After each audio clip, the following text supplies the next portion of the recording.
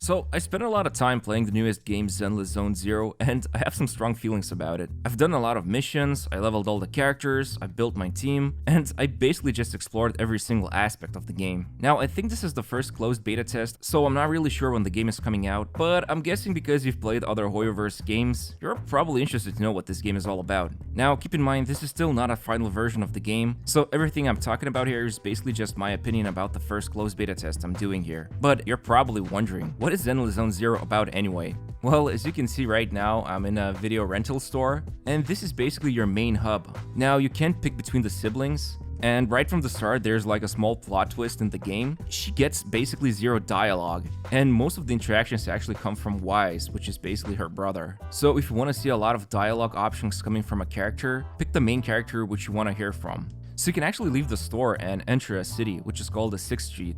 Now, right now, I think this is an evening mode, and there is a daytime mode, and I think there's a morning mode. And what you can do in this city is interact with some of the characters. Like, for example, some of them will give you like quests, or in this case, the game is calling them commissions. And you can also, for example, go to certain places like this ramen shop, and eating the ramen here will give you some kind of a bonus for the next couple of missions. Now, the other very important location in the game is the music store, and in this place, you pull for the equipment, which is called disk drives, or some people would just call it artifacts. For example, I can just do a 10 pull right now.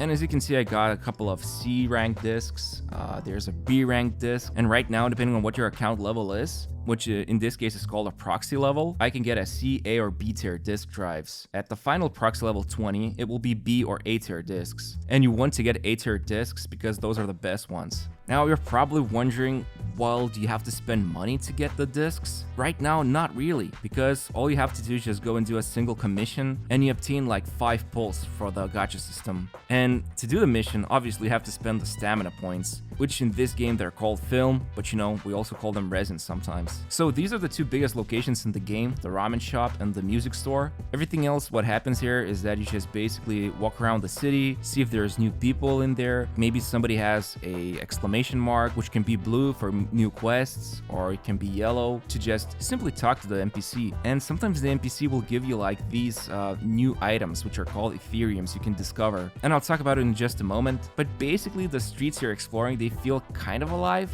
I mean, the positions of the NPCs and the characters, they keep changing, so this street by itself feels kind of dynamic. And one cool little thing you can do in this game is also manage your store, which is basically picking out a couple of movies that people want to watch, and you just look for the keywords that are needed, and once you just put in the movie, you can make passive income, which is the money that's needed for raising character talents, levels, and so on.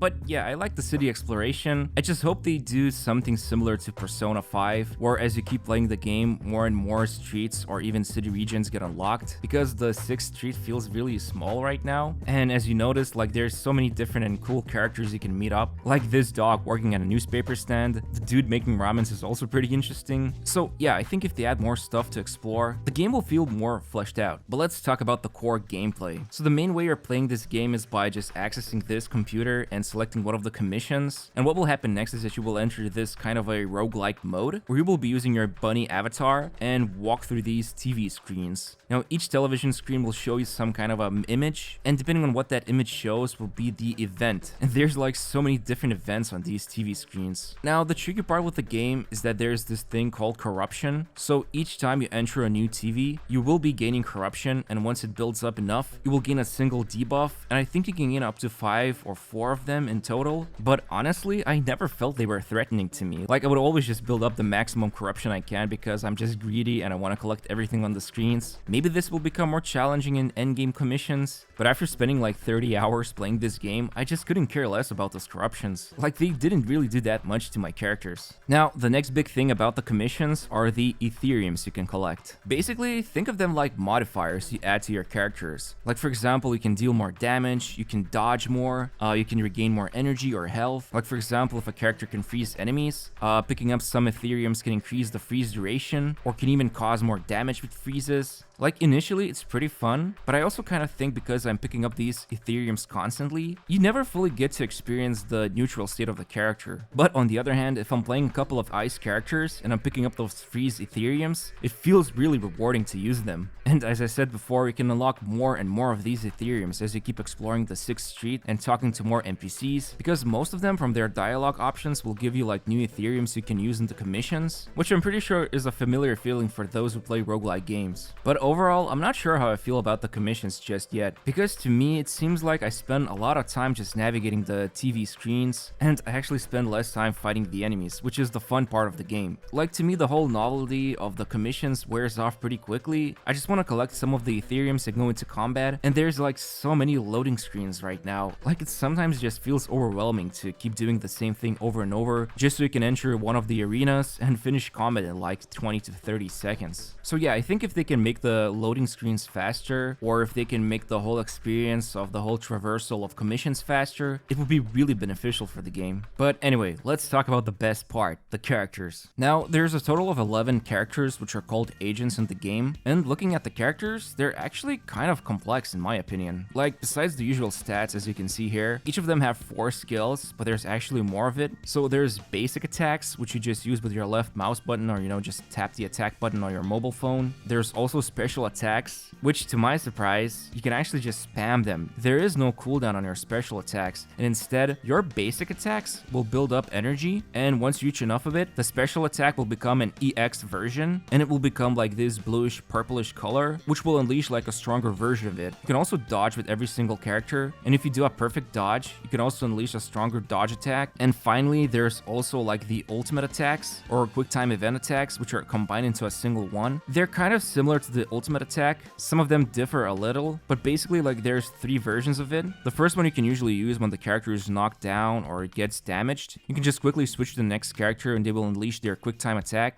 There's also combo attacks, which you will see like this very cool cutscene, and you can pick between one of the 2 agents on left or right depending on which button you click, and this is called a combo attack, which from what I understand it's like a weaker version of the ultimate, which finally brings me to the ultimate attack. Now you would be thinking that each character can separately unleash the ultimate attack, but the thing is, there's this decibel system, which is something that you can build up with all the characters, and then only one of them can choose to unleash their ultimate attack. So to make it simple, like the energy system which you build up from basic attacks, they're used to power up their special attacks, while the decibel system, only one of them can unleash their ultimate attack. Now even though I got all the characters unlocked for me on this account, there's definitely gonna be some sort of a gacha system or a shard system, because each character has like 4 talents, and you can only unlock these talents by getting their shards. Like for example, Billy the Kid's first talent, his EX special attack will deal more damage to enemies who are closer to him, while the final talent will give him more damage increase as more enemies he keeps attacking, which is pretty cool, and I'm guessing this is sort of like the constellation system you could imagine. Like, I'm not sure how hard it's gonna be to obtain their shards, and I hope Hoyoverse comes up with a way to give us like free-to-play shards constantly. So if somebody enjoys using like Billy, I really hope like there's gonna be a way for free-to-play players to just max out his talents. Oh, and of course, the final thing on each character are the disk drives or equipment or artifacts, however you call them. I don't think they're fleshed out right now. There's literally no filter button, so it's really hard to navigate those disk drives, but there are 6 artifacts in total you can equip on your character, and for example, depending on which position the disk is in, they will have different main stats. And yeah, the disks also have set bonuses, and as I mentioned before, for now in this closed beta test, I am able to farm them by using the stamina system and just completing this one single commission quickly. Now, looking at all the available characters so far, I kind of feel like their design is pretty on point. Like, they have really good face expressions, their models look amazing, the combat animations are also pretty insane. Like, even somebody as Anby, who's like the beginner character you can use at the start of the game. Actually, she's one of the more interesting characters because you can like chain together her special attack into her normal attacks. Now, in my case, I actually didn't have enough time to build all the characters, so I picked only 3 of them because that's how many you can use in your team builds. So my main team for this closed beta test was Billy the Kid, Miyabi, and Kolita. The reason I built him was because the game is kind of forcing you to do it like this, since Billy deals piercing damage, so he's good against enemies which are humans. Miyabi, she deals slashing damage, which is good against the hollows. And finally, Kolita, she deals strike damage, which is good against robots. Now, I'm not sure you actually deal more damage against these enemies, but the big part of the game is building up a stagger on your enemies. And by reaching maximum stagger on the enemy, you first of all stun them, then some of your attacks, as I believe, become heavy attacks, which allows you to start doing combo attacks. So this is why you kind of want to build a team of 3 different attack type characters. But the cool thing about the commissions is before you start them, you are able to see what type of enemies you're going to be going up against. There's also elements on the characters, which I'm not sure if enemies really have any sort of like different elemental resistances right now. And I think they're like more of a like random thing that happens. Like for example, you will not always freeze the enemy when using like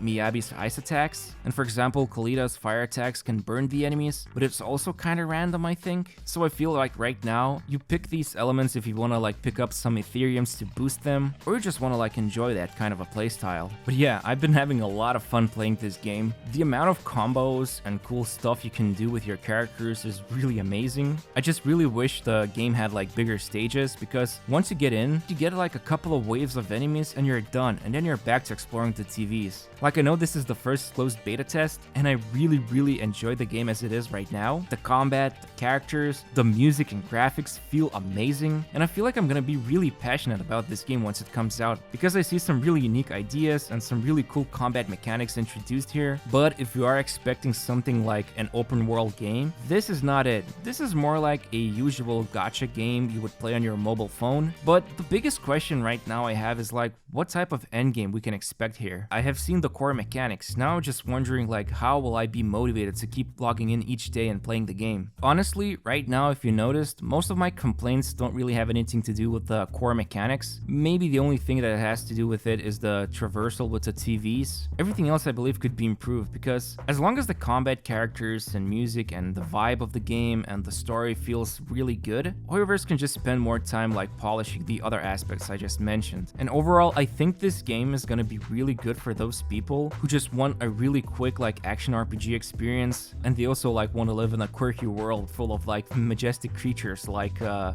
bear, a dog, a guy that looks like a pepper who's making ramen. All these things are really interesting to see, and it's funny to interact with them, and I honestly just can't wait for this game to get released. So yeah, these are my thoughts about the game. Hopefully you enjoyed the video, and if you did, you can always help me out by subscribing to my channel, and also don't forget to leave a like. Anyway, thanks for watching, and see you soon.